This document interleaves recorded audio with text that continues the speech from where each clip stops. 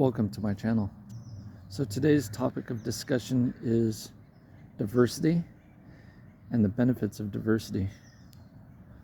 So when you have a diverse polyculture of plants and animals, not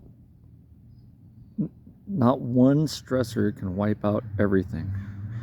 So some plants are prone to drought stress and they die because of drought stress, and some plants take drought very well. So in this polyculture right here in front of you, we have multiple plants for different reasons. Some are edible, like this garlic right here. Some are to have greenery when there's a drought, like this jade. There's pelargonium for pretty flowers. we have flax that could be used as linens if we really wanted to. There's oxalis, which is sour grass, also called sour grass. We have things like cosmos and alyssum, and we have nasturtium down here.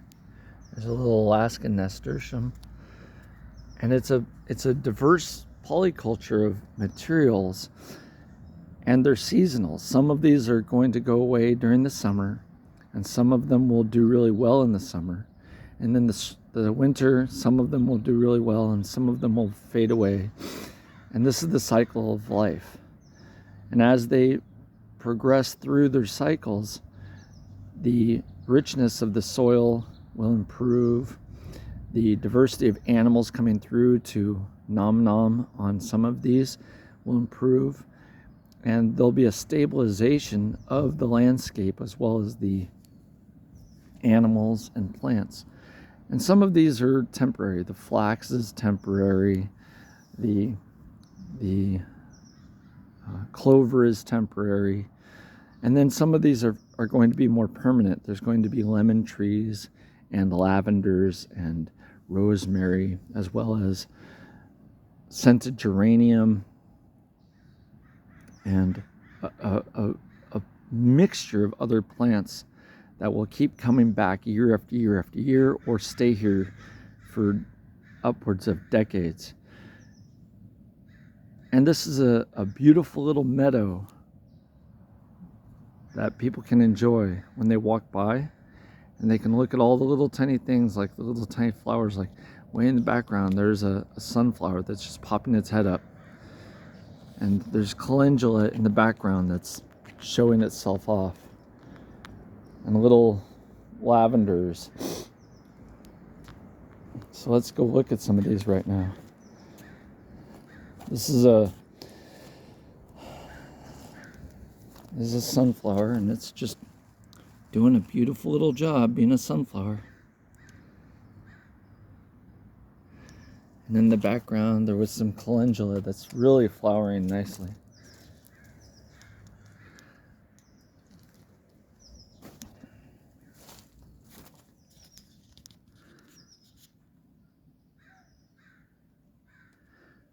And then we have some lavenders that are holding on.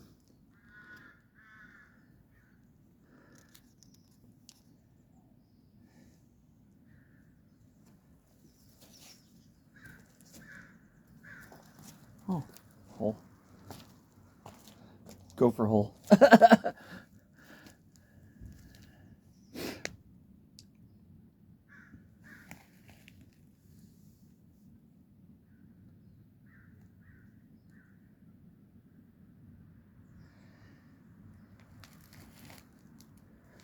There's a poppy that's just found a happy little spot.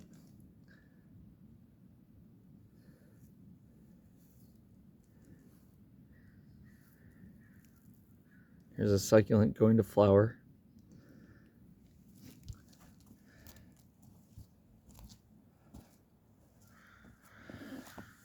Here's some mint. Mint's hanging out right next to some garlic. And In the background, you can see a strawberry.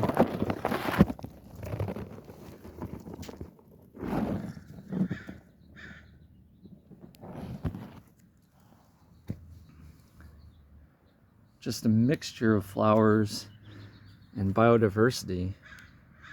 And not just for the sake of biodiversity, but because this ice plant is going to take over the ground during the summer and help shade the ground during the summer. And the pelargonium is going to help shade the ground during the summer and survive it. And during the winter time, the flax and the mint are going to take over the ground cover and shade out those problems and take up the extra water. And then we even have little things like lavenders and rosemaries that are going to survive in the drought seasons. And they're all interspersed throughout here. And some of these are just here for pretty, beautiful flowers. Some are here for function. This is a creeping rosemary, so this is going to become a ground cover.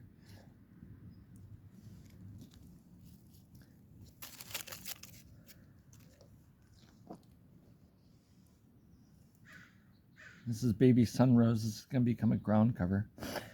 And the more cover we have for the land, the less evaporation we're going to have. This is just a worm farm. All it is a terracotta pot filled with organic material that I don't want anymore. And as the worms figure it out, they start going into the pot and they start eating this organic material, and then we just keep it covered so that the birds don't eat all the worms.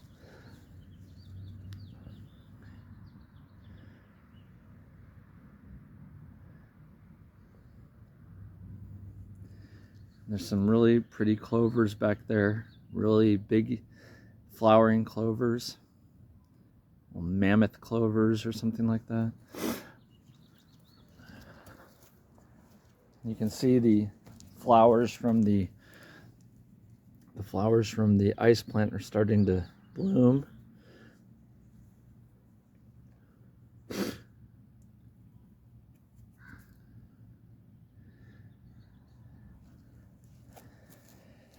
We even have a tulip coming up. And this is a radish.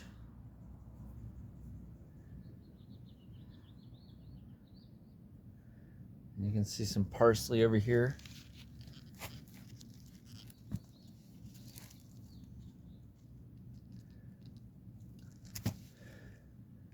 And in the background, we've got bougainvillea, and we've got some flowering plants, some mallow.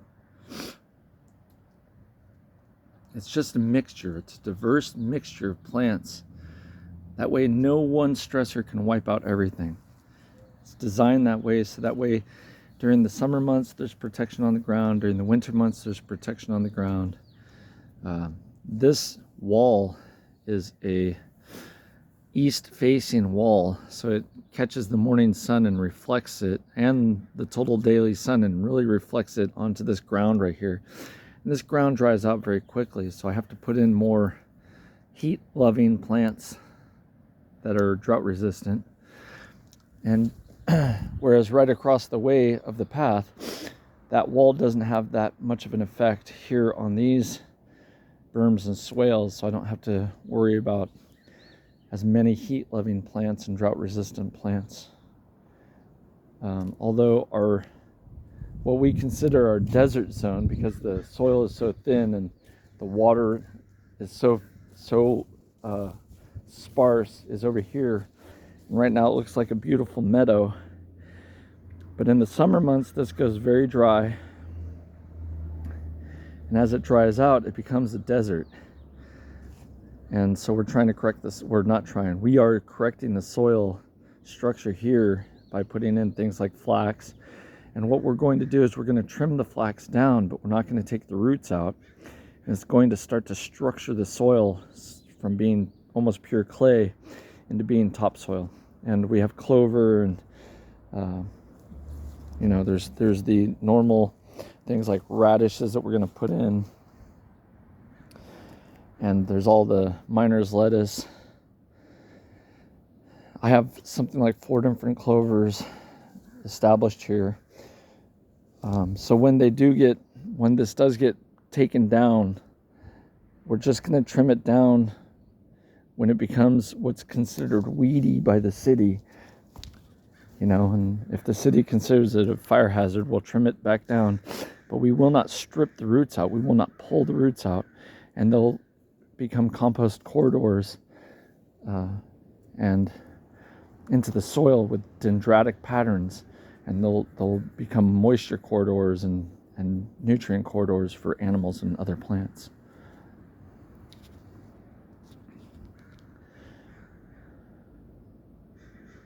Good stuff.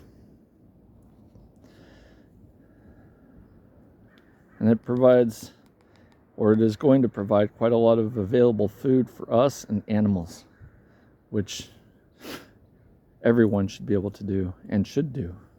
Have a great day.